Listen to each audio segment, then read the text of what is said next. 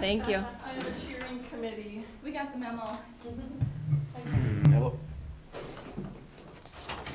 I put a copy of the proclamation on. Hi. Camera's on. Okay. Yes, I did. So what happened to that card? Did I get it back? No, that's why I sent them out. Did you get it back to me? That's what I interpreted. The card? Oh, Yeah. there you go. You guys know more about what's going on. I gave it to Jeff. You You got the card, just so I know where it is. I gave it to Julie and said, would you address this and get this in today's mail? Oh, I haven't signed it yet. Oh, okay. I'm gonna go grab it. Well, I'll go You grab got it. time. Okay, you get time. Ginny can run the meeting without you. Morning. Good morning. Canva, yep, and I just realized that everybody else. Oh, it's okay. Canva, Canva, cool, thanks. In fact, this is a report, that I made in there. Oh, nice. Like, it's easy to do documents and. Yeah. Oh, did they get this? Cool. We got a desk. Thank you. Really? We were coming home from Grand Marais about supper time this morning. It was snowing pretty good for a while.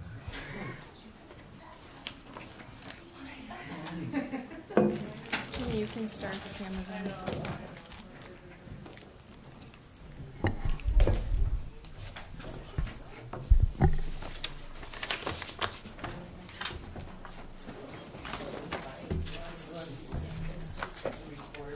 Everybody ready?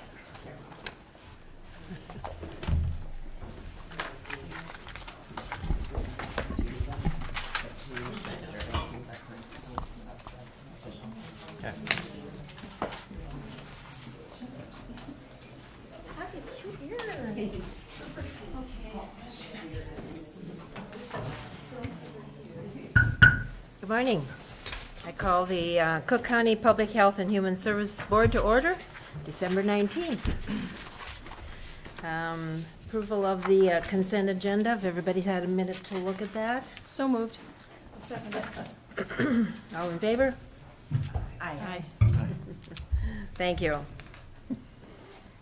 So we're going to have read the County, Tribal, and State Health and Human Services Workers' Day, which was an event. Last Wednesday, the 13th. Okay, all right.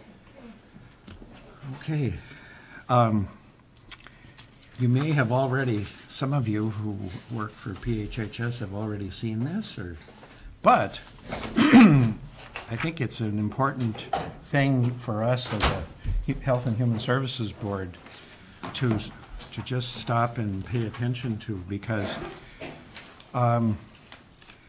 it represents a whole lot in terms of what I like to think of as a flow of care and compassion that comes through our state and through levels of government and through the agencies that we represent and work in. It's easy, I think, to take a look at an official proclamation and say, well, it's impersonal, or it's some government statement of some kind. But having read this and knowing what I do, and I think I can speak for all of us on this board, but what we know about what you do, who are people on the front line of delivering services and being caring and compassionate people in our community. I think these are important words, and they start at the top. It's Governor Dayton's proclamation, and the flow goes from him through state agencies, public health, human services departments, down to our county. Cook County Public Health and Human Services is the structure of government, you might say, that delivers services, but it's an embodiment. We're all an embodiment of this flow of care and compassion that I think is what's behind this. Sure, it's government, sure, it's an impersonal thing in one respect, but it's people, and our government and all of its agencies are an embodiment of the best in us, and that means that we embody the caring and the compassionate service to other people that we believe in, and it goes to those that we call our clients, It goes to, think of clients who are parents, it goes through them to their children. I think it's really a good representation of that flow that is behind the officialness of it, but nevertheless, that is the heart of what we do for people in our community. So here is the proclamation. Whereas county, tribal, and state health and human services workers are dedicated to improving health, protecting the vulnerable, and providing outstanding public services to the people of Minnesota through their prevention efforts, administration of programs, and provision of services. And whereas county, tribal, and state health and human services workers are responsible for the prudent expenditure of millions of dollars annually and must meet the highest standards of job performance in program and services delivery. And whereas the duties performed by county, tribal, and state health and human services workers require that they demonstrate a variety of skills in order to provide services to clients, communities, and the general public. And whereas the nature of federal and state legislation necessitates that county, tribal, and state health and human services workers continually expand their knowledge, skills, and expertise related to their professions and the needs of the communities they serve. And whereas the state of Minnesota recognizes the valuable public services that county, tribal, and state health and human services workers perform each and every day for the health, prevention, and protection of Minnesotans. Now, therefore, I, Mark Dayton, Governor of Minnesota, do hereby proclaim Wednesday, December 13th, 2017, as County, Tribal, and State Health and Human Services Worker Day in the state of Minnesota. So. Very nice. Great, thank you for doing that. Whereas, everyone does a fabulous job. So thank you again for reading that. And all of you, thank you. So we have a presentation by Julie Kinney on the developmental disability case management. Thank you, Julie, for coming. Thanks for having me. I know the first time I was here, I was like this. Oh, here it is. And now it's like 15 minutes tops, and then I'll let you get on with your meeting. So I am Julie Kinney. I'm the case manager at, and I work with individuals who have developmental disabilities and intellectual disabilities. And I gave you all a handout, so I'm not going to kind of go through bit by bit, so you can peruse it now or later. The last time I was here, I talked a lot about we have this population that's growing in Cook County, and we don't have the services for it, and we're really struggling with finding the services for it. And so this time is a little bit different and a little bit more hopeful. And I have to be careful about my wording here. We applied for a grant with DHS, and we, how do I need to say it? We are anticipating being awarded this grant from DHS. So it's kind of being held up by the kind of the contractual process, but we're very hopeful that we'll be able to start work with this grant. So Martina did a lot of work on applying for the grant, and we also set up kind of a community group, so to speak, with Melissa Oberg from ISD 166 and the assistant principal, and also HDC, both in Duluth and in Grand Marais. So what we were proposing and what we're looking at doing is providing supported employment services here in Cook County, SES services, and in a more formalized kind of fashion. Because at this point, I do have several individuals on my caseload who are working in the community, but they're working with kind of informal support. Like a lot of the parents are paid parents, and then they're working with their children on the job. And so what we were looking at bringing into Cook County was a more formalized type of employment services or like day programming type of services.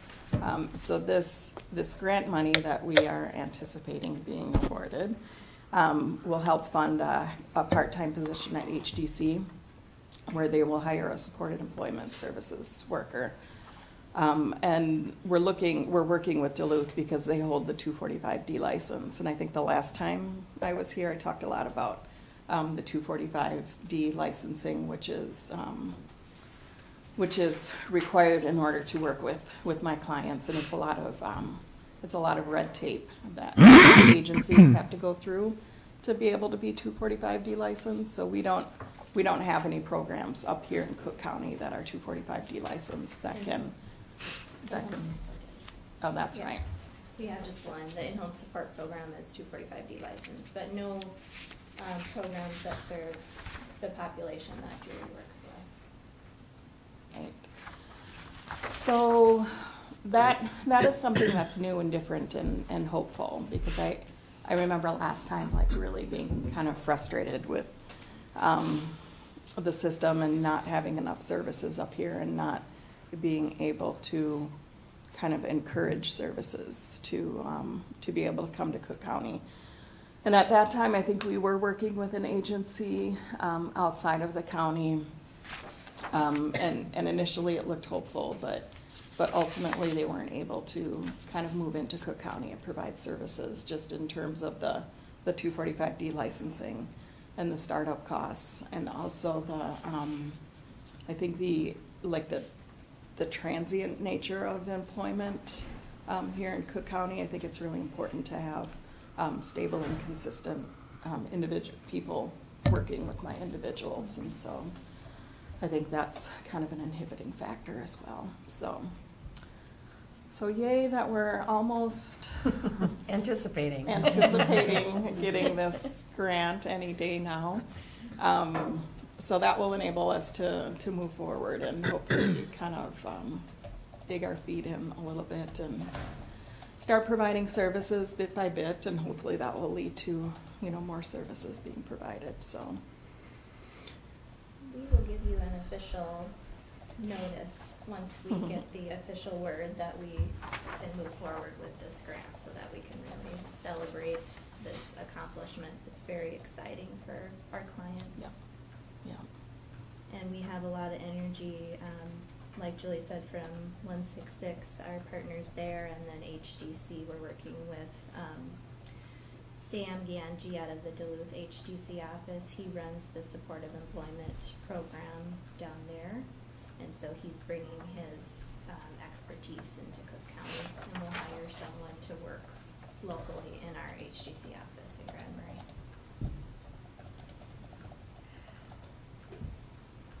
I don't know that I have a whole lot more to add, really.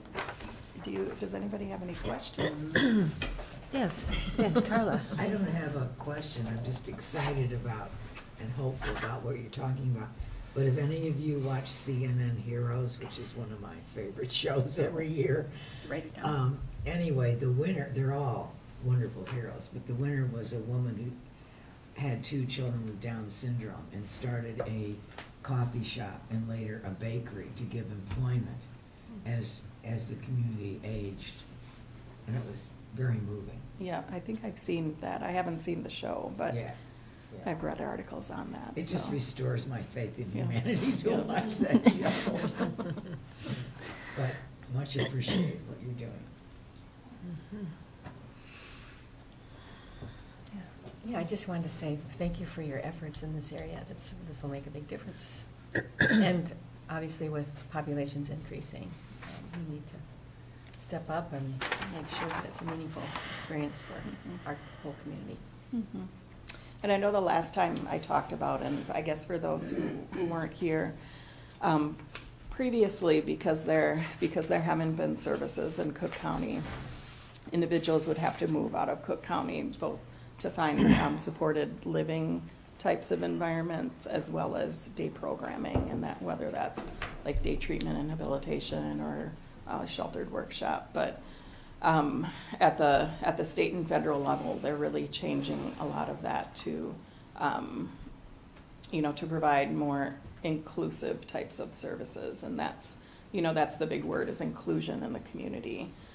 Not only where they're living, but also where they're working as well. And so they're actually putting moratoriums on these adult foster care facilities being licensed, because, they're saying, we want these individuals to live in the community, and you need to figure out how to serve them in the community.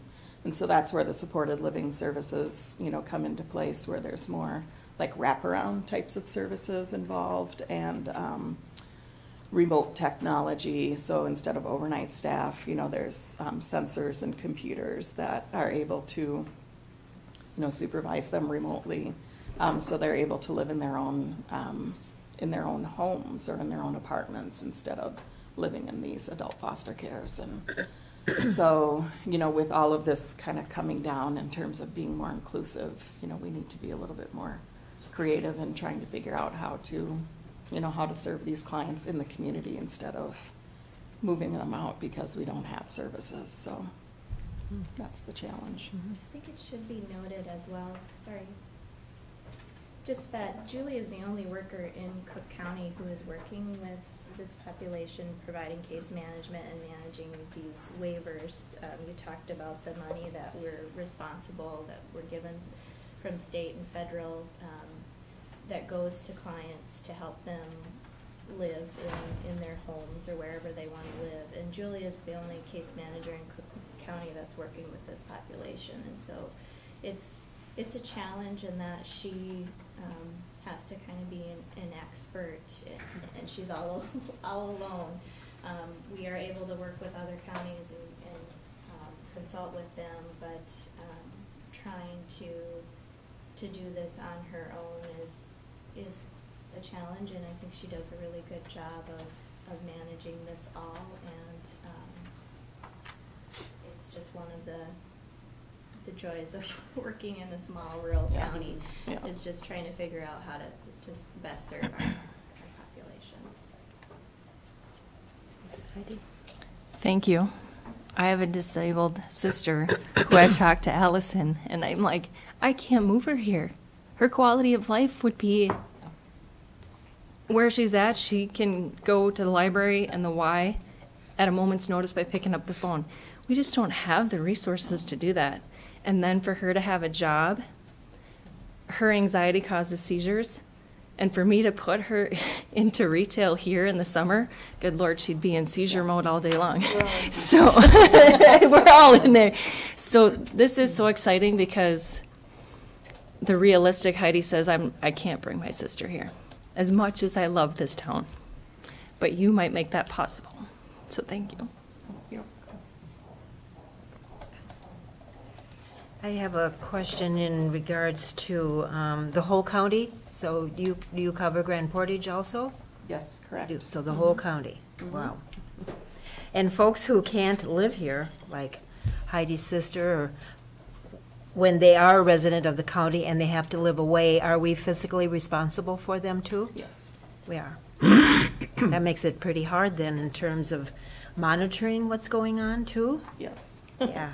Yeah. Well, and yes and no. And the individuals who are placed outside of Cook County are living in facilities, or they're living Okay. in adult foster care. And all of the places where my clients are placed are, I trust the staff, and they've been doing this for a long time. And we have meetings, and there's a lot of coordination between myself and the staff that are working there with my client. And so, so it's hard because I'm not, right there, but I also trust that they're getting good care, and there's a lot of coordination, like I said, back and forth whenever, problems arise and issues arise, so. And so you have right now 21 people. Is that? That are on the waiver. On the waiver. Yes. Is that the number that's dropping some? That number is increasing every Increasing. year. Yeah. Okay. Yeah, Okay. because typically once you're on a DD waiver, you're on that for life. And so typically the only way you go off a waiver is if you pass away or move out of the state. So, but I continue to get referrals as children and adolescents are kind of flagged at the school, and then they receive, assessments and diagnoses of a developmental disability. Then they get kind of referred and filtered through the county, and then we put them on the waiver. So that's why it's kind of steadily growing, and it will just continue to grow for the most part, because the children that we are adding on are outweighing the individuals that are no longer with us. There's no delicate way to put that. So. And the half-time staff person with HDC will work along with you then in programming and developing? Yep, Okay. yes, as well as with Melissa Oberg at the school. And we're working pretty closely with her because she's the head of the special ed department, I believe, is one of her titles.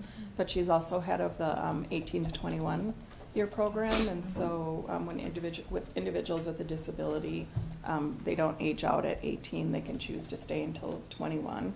And so she's running that program up in Cook County, and the majority of the clients in that program or of her students in that program are my clients. So we work fairly closely together, and she's been pretty instrumental in working with this grant and kind of coming up with a lot of the different steps and goals and ideas. So the idea is that we'll start some of that work with the kids while they're working on graduating, and then there'll be, ultimately the idea is that there'll be a nice seamless transition into the community, that they're already gaining a lot of those work skills, working with Melissa and also with the HDC SES worker. Are there any other acronyms I can throw out there? That's the world we live in. Right. So this grant, you don't address the amount of it, but I would take it that the grant is sizable is it for a certain amount of time, like a year or 2 years, or how is it granted to you? It's a 2-year grant. A year, okay. And we calculated out the salary, benefits, and all the costs for HDC to employ a part-time staff person. Okay. So the grant would cover that salary for 2 years. For 2 years. Mm-hmm. And you'll know maybe by the end of this year or beginning of next year? You don't know? We know, but we don't know. You don't know? We Okay. know that, it's looking very positive that we will, what were the words?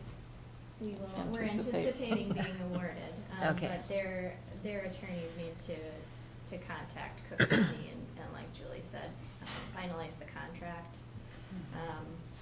We have known this since September, I think, and we have been advised not to talk too much about it until it's official.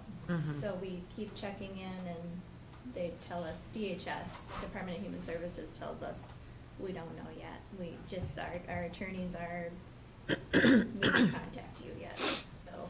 We were anticipating a November 1 start date for the staff person, but it just has been pushed off. And I think part of that is because this grant,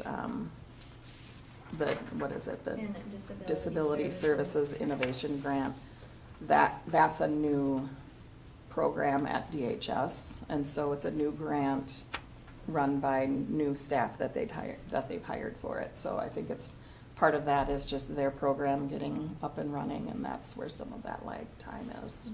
So we're just patiently waiting. And I believe no matter when the contract is finalized, it would be 2 years from that date. Oh, okay. Well, the reason I ask some of these questions when I'm out in the community, it's hard, I think, probably for us in one way, but definitely for communities to understand the full scope of this, of the department. And so this is one area that actually we can be in touch with those folks working in the community. Not that you're not going to know it, but it's like, we need to know that there are folks in the community who have a certain amount of willingness to want to work and be a part of the community, and not be set aside as somebody who is not worthy of any kind of a job.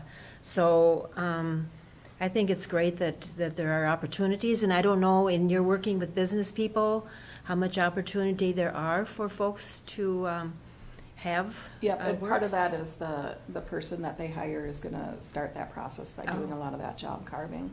Okay. You know, and talking with the various businesses and, you know, and maybe starting with some of the businesses where I already have some individuals working and talking about, you know, can we expand that, you know, or looking at, you know, new businesses in town to work with. But that's, you know, that will probably be the major piece initially of the person that is hired at HDC. So that's why we're hopeful it will be somebody that's local who, you know, knows the area and knows the business and knows maybe some of the difficulties and knows the seasonalness of Cook County in terms of, you know, tourist season and Right. that, so. Right. Any other comments or questions? Additional, Abby? Yeah, I got a nephew that's got autism, and he's up in Babbitt. I think is this the kind of program what he would be under? He's 22 somewhere around there. But he was here, and then he Yes. relocated to Babbitt. Yes. So that would be a similar type of program that he's participating in, I guess is all I can speak to. Because of confidentiality. Yeah. There's a great program in Babbitt Yeah, that we work yeah, with. yeah. Real Living Environments. Yep, and that was the agency that I was talking about, who we initially had kind of talked about coming in here because they do such great work with people. But, you know, it just kind of comes down to the dollars, so. But yeah, no, I have several, I know several individuals up there, and We wish we could bring that to Cook County Yeah, because they yeah. have a program where they have a few houses, or one house at least in Babbitt. And Yeah, they that's have a because- couple. Two, okay, because Mhm. the cost of housing up there is a lot cheaper. yeah.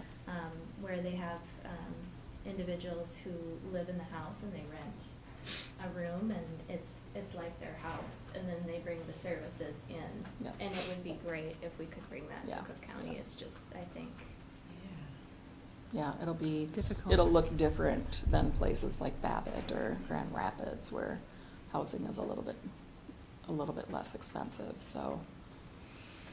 But we've already gotten one stumbling block out of the way, so we just move forward. and I think to speak to what you said, Ginny, I mean, we get to work with this population and just feel the joy that a lot of these individuals exude. Just, I Mhm. mean, there are some wonderful people that Julie works with, and just even spending a few minutes with them can lighten your day. Yeah, And if yeah. we can get these individuals out into the community so that others can benefit from that Yeah. positive attitude, or just the friendliness or the warmth, that would be really wonderful. So. Certainly will. And with your enthusiasm, I think you'll make things happen. That's the hope. Bit by bit.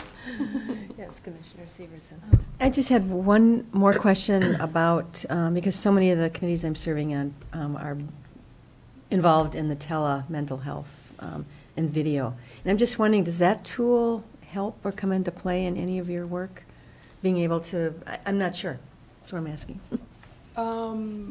In terms of like meeting with my clients? Yeah, I mean, is it a possibility for improving services for Cook County with this group of folks, or is it too removed from? Well, typically where my clients are living, they don't have that Oh, of course. technology available. Right. So they'd have to be brought to a place yeah, where. So I think if they would have that technology available, you know, maybe that would be something that we could look into and explore. I mean, we're mandated to see them face to face a certain number of times every year. And I Right. don't know that I don't know that Not Skyping yet. with them would, you know, would qualify. It's something, I think it certainly would be in addition to Right. type of service, you know, to Right. be able to be more in contact Yeah. with them. So, I don't know. I feel like DHS is moving in that direction. Yeah. Because right now they require us to do a face-to-face visit, and Julie has clients all over the state, as do many other workers in our office. So I think DHS is recognizing that that is costly Yeah. for the county of financial responsibility, the workers there to have to travel to visit their clients, but it's best practice to Yeah. have a face-to-face visit at least annually. But it seems like DHS is adapting slowly to the thought of maybe allowing us to have at least one ITV contact with our clients. I feel like I've seen that, so it's on the horizon. And I feel like maybe working with more mental health types of clients, it might be more feasible to do screen types of visits. But, you know, my individuals that I work with who have severe autism or intellectual disabilities, you know, are some of the kids who have these challenging behaviors or ADHD. You know, they're not going to sit in front of a screen, or Right. they won't be able to process that concept of, this is, you know, Julie here on this screen. Right. And I was curious and- about that. Yeah. That's and what I was so- gonna say. I sent Yeah. my sister a laptop. She's 45, so she could communicate with us, and she'll call me. It's broken. Okay, do you have a light? I have a light. Tell me what's on. So I walk through, Yeah. you know, Yeah. from 5 hours away over a telephone, step by step, what's on your screen. Okay, and I sent her a touch screen, which is a godsend, but if she touches the wrong spot when Yeah. I'm talking to her, so it's not easy Yeah, and to sometimes work it's with that. almost more anxiety. Yeah. You know, provoking. Inducing, Yes. yeah. You know, to be in front of Yeah. the screen, and so I don't know what that will look like. Yeah. You know, maybe, but you know, maybe not. Yeah. So It's it'd not be a interesting. replacement, Yeah, certainly. definitely not. Okay, well, thank you so much for the presentation and the enlightenment that will hopefully follow soon for you. Yep. Next year we'll have more and more of an update. Thanks so much for Great. having me, and happy holidays to you Welcome. all. Thank you, you too. Okay. So we will now look for director's report. Morning. I wanted to start by giving just a few general updates from the department. This is my third meeting as your director and the last one of the year, so reflecting back a little bit on some of the work that I've been up to over the last few months. I've been connecting with the various professional organizations that I'm a part of in my role, the MAPSA, which is the State Social Services Administrator Organization, and then Local Public Health Association. To your point, Commissioner Sievertson, about video, LPHA, the Local Public Health Association, has just committed to having video options for their monthly meetings. So it's definitely something that's emerging throughout the state as an option both for training and for the work that we do in communities. I had the opportunity to attend the AMC conference earlier this month and to hear about some of the legislative priorities going into 2018. Both MAPSA and AMC are prioritizing mental health. 2018 is a bonding year. So we're looking for funds for capital projects, and this is something that regions are working on. So Region 3 is working on this collaboratively to get funding for some brick and mortar supportive housing for people in the community, as well as improving some of the triage centers. So we hope to see that come through next year. Grace was here a couple months ago presenting on some of the challenges that we have related to providing services for mental health. So we're hopeful about that going into 2018. I'm also learning more about how our agency works with other departments within the courthouse and the community. I had the opportunity to attend a substance abuse recovery court staffing last month. So this is, you might have heard it called treatment court or drug court. It's relatively new for Cook County, but it's really a collaborative process between different groups. that meet, and it's voluntary for people who are facing charges for substance abuse. It's focused on long-term recovery, and the goal of this is to reduce recidivism in some of the people who are going through the system multiple times. So that was really interesting to be able to sit in on that process and see how that group works together in the best interests of these individuals. You'll see that we are requesting approval, or we have requested approval of the child support contract agreement. Wanted to just give a brief update on that program. Again, that's something that we contract with Carleton County Public Health and Human Services to provide those child support services in Cook County. As a part of that contract, we typically get a year-end report about the activity within the programs, but I did, so I look forward to sharing that with you after the first of the year, but I did get a report from the state that Cook County met or exceeded all of our performance measures for the child support program, and that was for the time period beginning in October 2016 and ending in September 2017. So again, that was something that was a bit of a transition for us a number of years ago when we switched to that arrangement, but it's another program where we are able to utilize the telepresence in offering that face-to-face to Cook County residents who have a child support case and want to have that more personal contact with a worker. It was a busy month in November for us. I was able to pull the stats on the number of applications we received. There were 26 applications or reapplications for the financial assistance programs, and that's 26 cases, which is an individual or a household of multiple people, a family or a couple, and that was within 35 different programs. So 26 applications, so some of those households apply for multiple programs at the same time. And those programs could be SNAP, the food support program, cash assistance. This would not include most healthcare applications. This data came from our legacy system, which is separate from where most people apply for healthcare these days. There were 38 social services intakes in the month of November. And that's within all programs, so adult services, children's services, and chemical dependency. So between both areas, financial assistance and social services, it works out to be about one new application a day, or one new intake for services. Few staffing updates.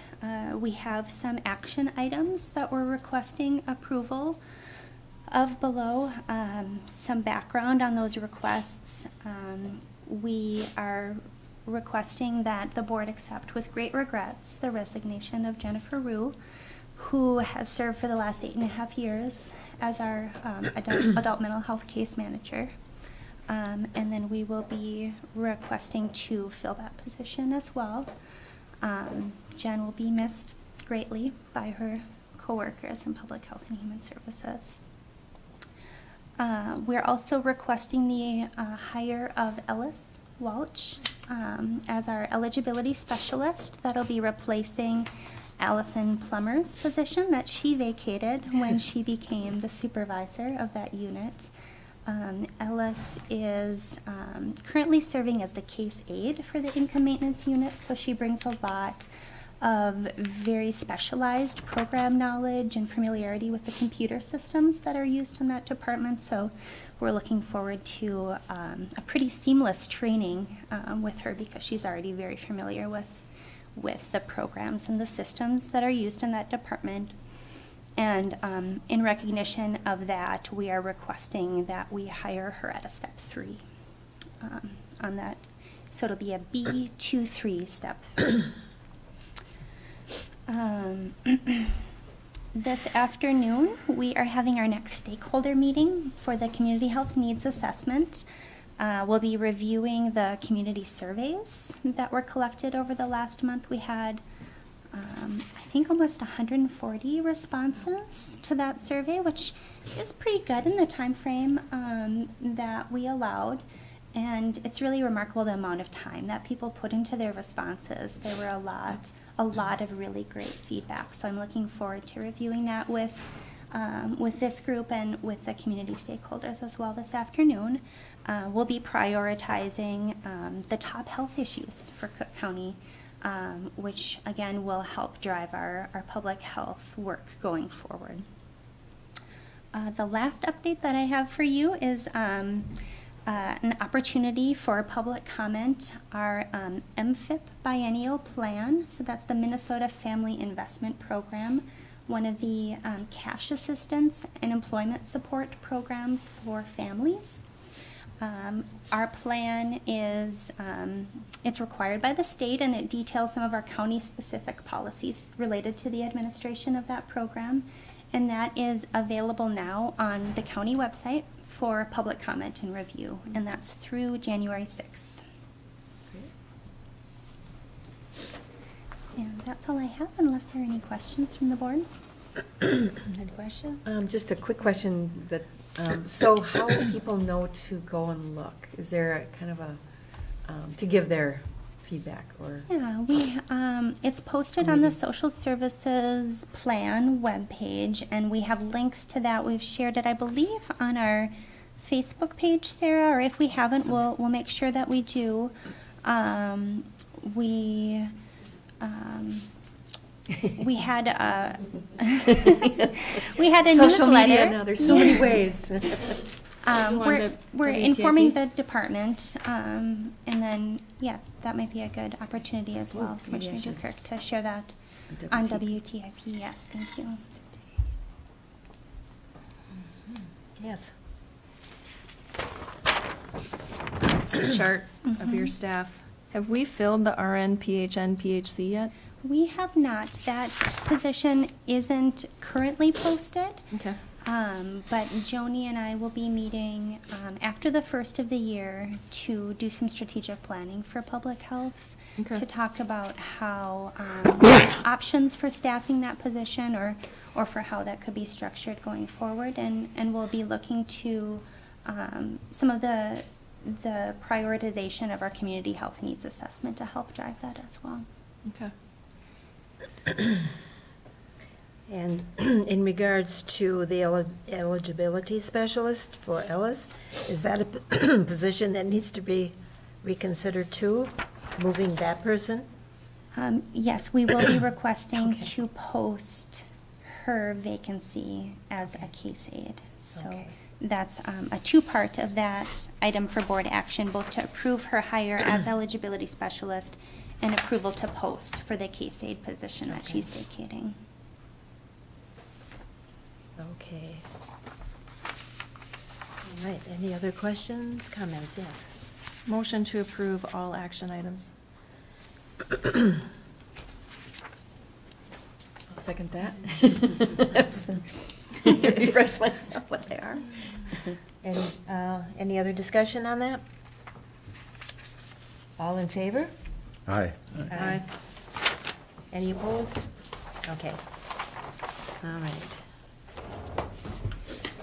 If I might, Madam Chair, I have a report of the donations that were received in 2017. So this is to supplement the item that was just approved, but for your reference, this explains the donations that were received by our agency over the last year and how those funds were used by the agency. Examples would be gas cards, advances for people to get to medical appointments, some furniture, bus passes, some of those expenses that we can't otherwise cover through some of the state and federal programs we administer, but still are providing these services to help prevent further distress for individuals or families. It's a nice increase. Yes, and so Allison, I'm going to be on WTIP tomorrow morning.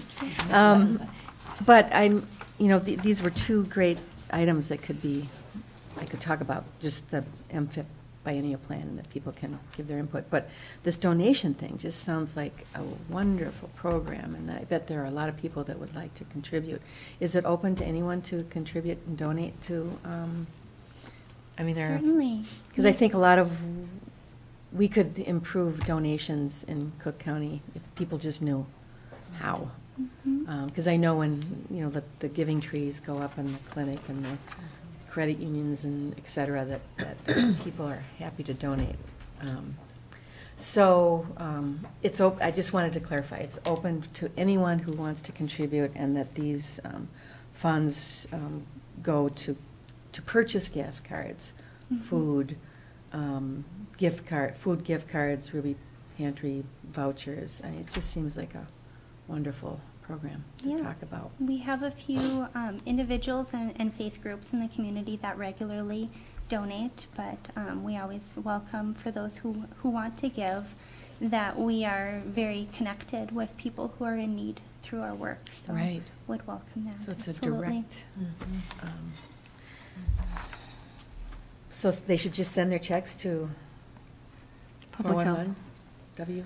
Just send it to the agency, and some Yeah. people have certain program areas. For example, one of the frequent contributors to our agency specifies that it's for people who are going through chemical dependency treatment.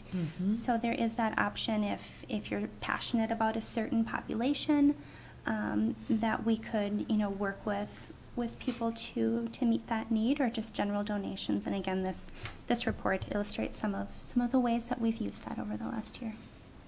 That's great.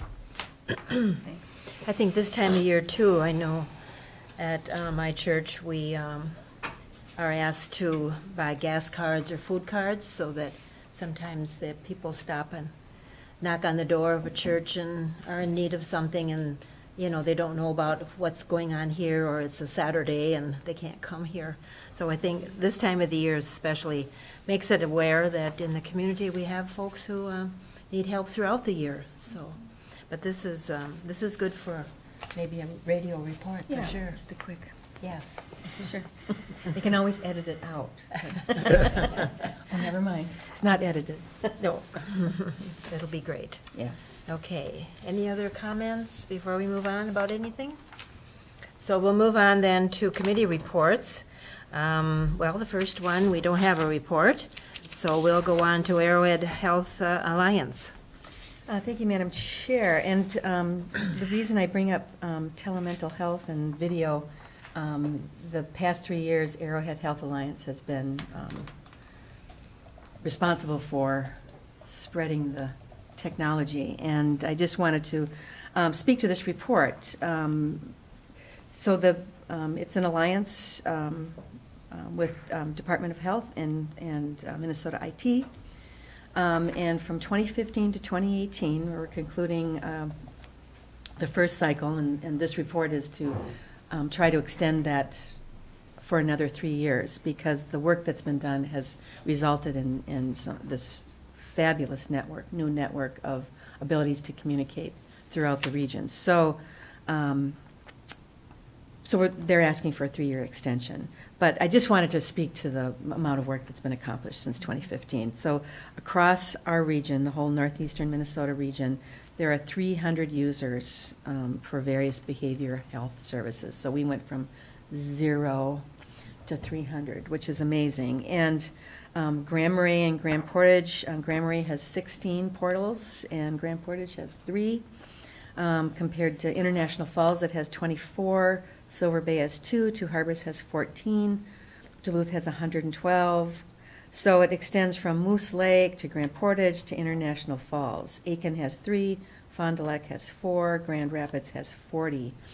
And the thinking is that this can just really expand the whole network and ability for communication to happen via video versus all the miles that have to be traveled, so that so many more people in schools and hospitals and clinics and counties and government, and so many situations we can connect and provide some meaningful support for people in crisis or in ongoing sustainable mental health work. So it's been an amazing development, amazing process. How does it take for some organization to become a portal in this system?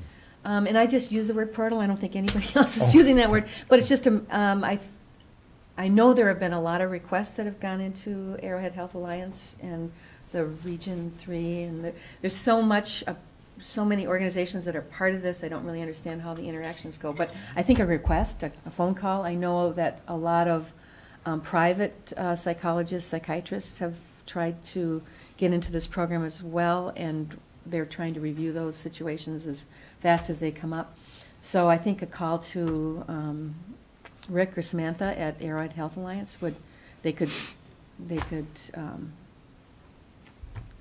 put the request into the right person and let you know whether it's an appropriate use of a portal or not.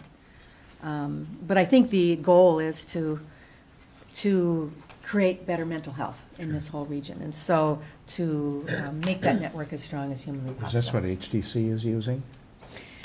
Yes. HTC. Yes, HTC, yeah. I was thinking, you know, my head goes HTC.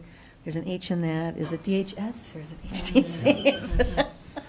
But DHS has been a little bit slower, but I think this year they've had some opportunities to experience it and really learn the enormous benefit that's been created in our remote regions of the state. You know, it's hard for somebody to sit in the Twin Cities and think that people can't be connected easily, whereas up here it's a huge challenge.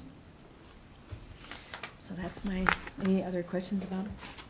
So yes, a call to Rick Schaefer or Samantha at Arrowhead Health Alliance would be the great connect. Well, that sounds great, especially working on the technology to connect people without the travel. Yes. You know, really. Yeah. So in other words, a psychiatrist or psychologist can talk to a child who's having a crisis in school at noon instead of planning for a whole day drive to Duluth to make the appointment. And it just makes the professional that much more available because they can treat more people. And having that immediate access in a comfortable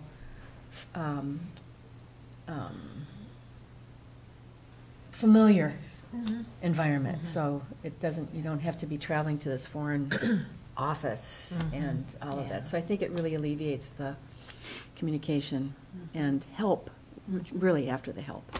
Right. Well, thank you on that. So we'll go right into the Community Health Board with your report. If you met. Yes, we did. Okay. We met. All of them met. Okay. So what do I have to say about the Community Health Board? Again, we talk about video in the community health as well. And I wrote down this note that there are 4,000 users of video now, and I think that means in the state. So 300 in our region alone. I guess I was most impressed by our community and how our different organizations seem to be in alignment with each other. And so when we give our reports during that meeting, everybody speaks to issues that connect with everybody else's issues. And that just feels very impressive to me. It doesn't seem so apparent in the rest of the world. And our community really is special that way. Yeah, I don't really, well, I guess what we're going to be doing this afternoon is the big news for the Community Health Board. This, every 5 years doing this community health assessment is really, really, really vital work. So we'll be involved in that all afternoon. Okay, thank you. Public Health Advisory Committee? We didn't meet this month. I should say that we have really completed the annual report that is under our new bylaws, and so the plan is that we want to have the advisory committee give a final look at that and approval when we meet the first week in January. So we'll present that report to this board at our next meeting. Okay, very good, thank you. Healthcare Planning Committee, we did meet, a small group, but we had some good conversation. At that point, Public Health Nurse Joni Christensen was talking about the survey and was hoping that there would be a good response and so forth. So it sounds like there was a pretty good response considering people's time frame. And we did discuss some of the situations going on at the at the high school with racism, and just tried to brainstorm about what can we do and what are the steps we need to take, and how do we help support a resolve in that area. So that was small but good conversation. So North Shore Collaborative. Well, that was a great lead-in, Commissioner Storley. One of the grants requests that came before us was from a group called DECA. I'd never heard of them before, but it's a group in the high school. It's actually a high school group. The members are high school students. And they are creating a civility summit in January, which is just awesome. And their words are respect, humility, integrity, acceptance, and awareness. And it just seems so like a vital project right now. We're experiencing a lot of incivility, and for high school kids to be leading this movement is really awesome. So the students at Two Harbors High School have seen civility declining in their school and region. So the Two Harbors DECA has decided to bring a culture of respect and integrity back into the community. As a result, the Two Harbors DECA will host a Civility Summit on January 26, 2018 to address issues of integrity, awareness, acceptance, and humility seen in schools and communities. Teachers and community members will be attending alongside students to bring a variety of perspectives. Students from 22 high schools and colleges, along with people from the business community, have been invited to fill the 600 seats at the Two Harbors High School Auditorium on January 26th to help bring civility back to their schools and workplaces. This organization is reaching as far as Moose Lake and as far north as Grand Marais, making sure, they didn't say Grand Portage, I bet they meant Grand Portage, making sure nobody is left out of this awesome opportunity. Their keynote speaker will be Dr. Mike Thompson, who is a professional speaker who has reached out to over 2.5 million people nationwide and is committed to the summit. He will be there speaking, organizing breakouts specifically centered toward bringing back the 5 points of civilities to schools. And the goal of this summit is not a one-and-done day, but to set up a year-long program where those in attendance will set monthly meetings, monthly information, video, tips, strategies to keep delivering the message and inspiring leaders to continue their commitment to making a difference in this area.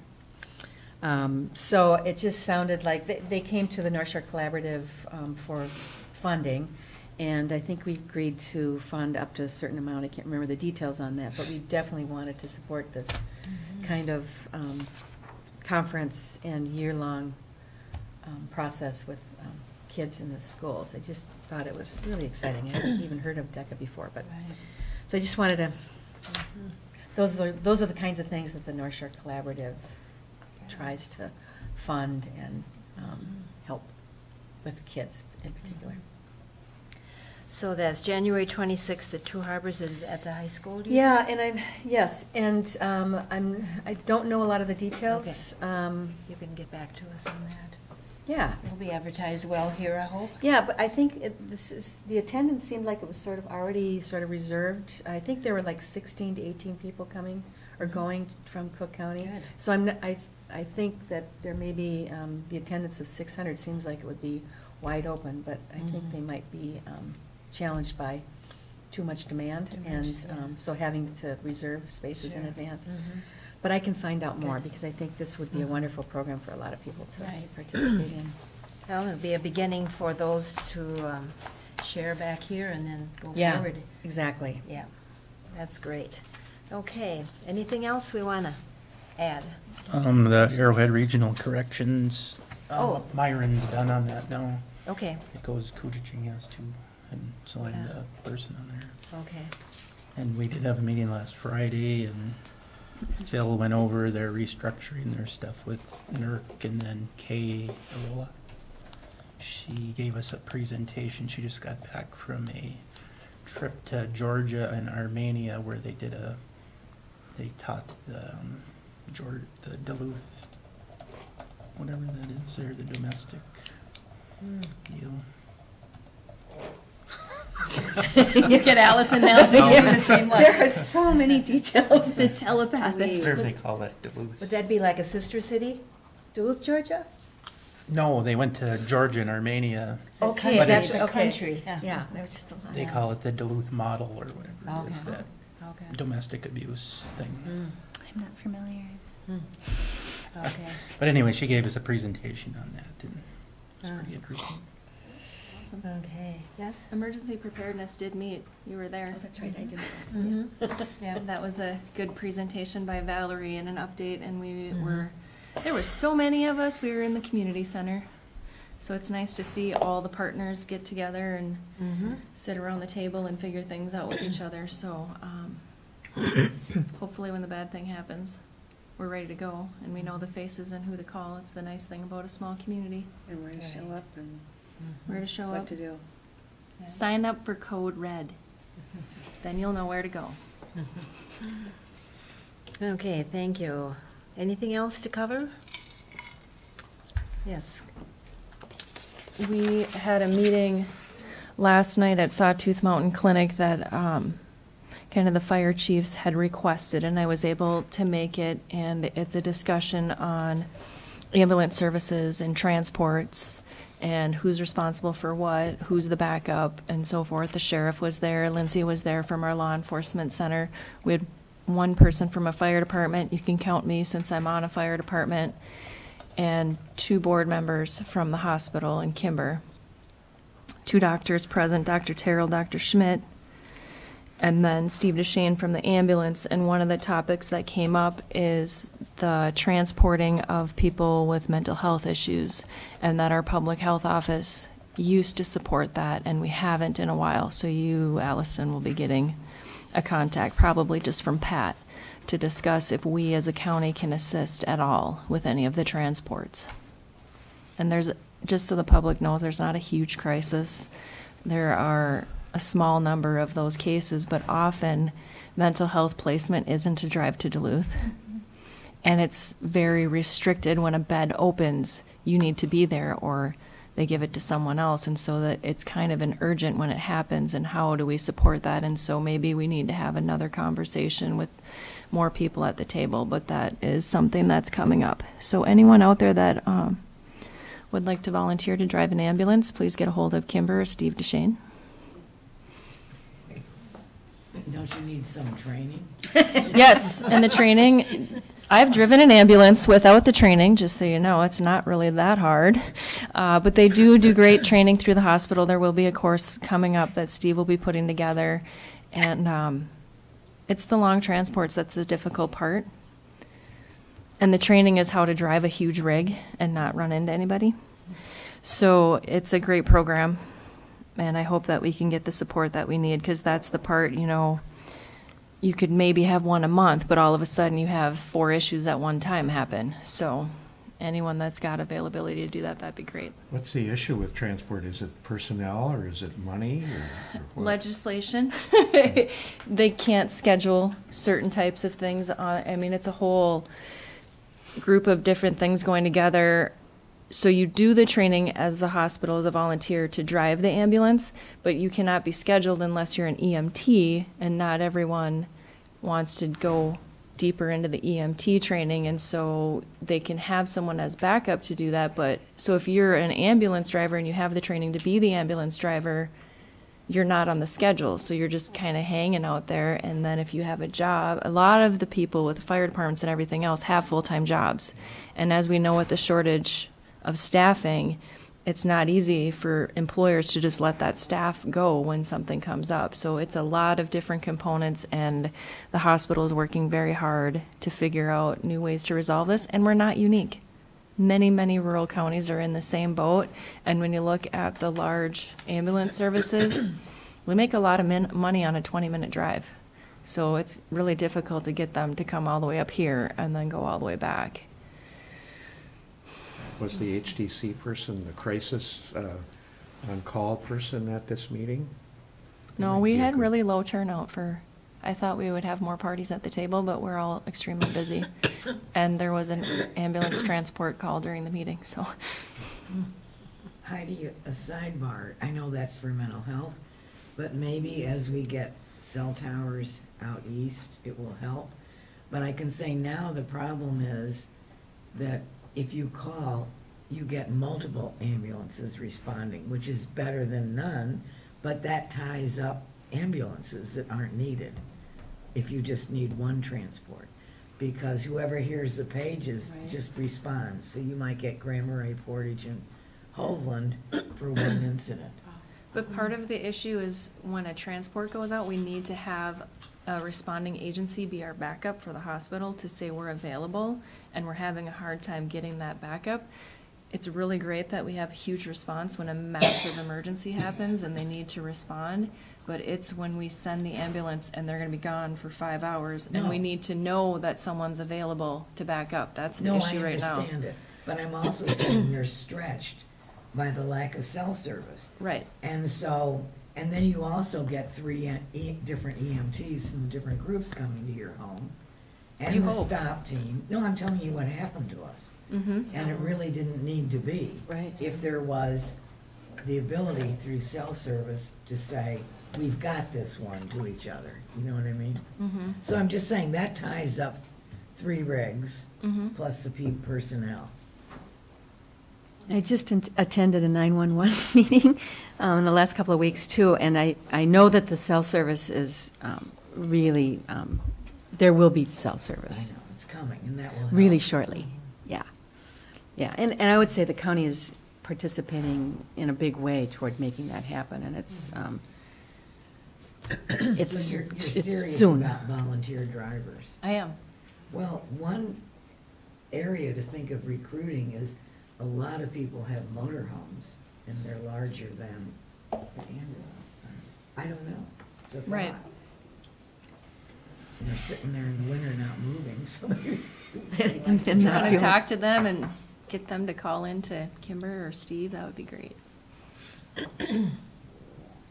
Okay, good discussion. Bring forth what we need to keep our community going and safe and Safe all of and that. healthy. Yes. Yes. Okay. I guess that raises so in my yes. mind just a Okay. question without having a lot of background on where this issue is at, but I don't know that all transports for mental health reasons would need to be in an ambulance. They would There's prefer another- not, there's or the another- back of a squad car. I mean, that creates a whole other Exactly, yeah. issue. And it's not that they're lacking it, it's just, it often all happens at once, and so what resources do we have? And it's just a whole conversation of what Right. support systems and backup do we have? And honestly, the discussion last night was, no, we don't want to stick them in an ambulance, and no, we don't Right. want to stick them in the back of a squad car. I mean, they're Right. not handcuffed in the back, but Yeah, still, depending on your Stigma. situation and where Mental you're health at, has stigma anyway. it's, Yeah. yeah, it's it's a not. safe drive and it's two people who are knowledgeable enough to Yeah. safely And- accompany someone. You know, someone said, well, we do all these medical transports. Well, they have an appointment a month in advance and you know when you're going. When this comes up, you don't know until you get the phone call. So, we just all need to work together and figure out how we can support each other. That's right. Okay. Yes. So nothing else to discuss. I will adjourn our meeting for this month. Thanks so much, everyone. Thank you. And just to let folks know, the regularly scheduled Cook County Board of Commissioners meeting will begin at 10:15 as scheduled on our agenda. Yes. Do I need, I've got a couple Just a tiny more. little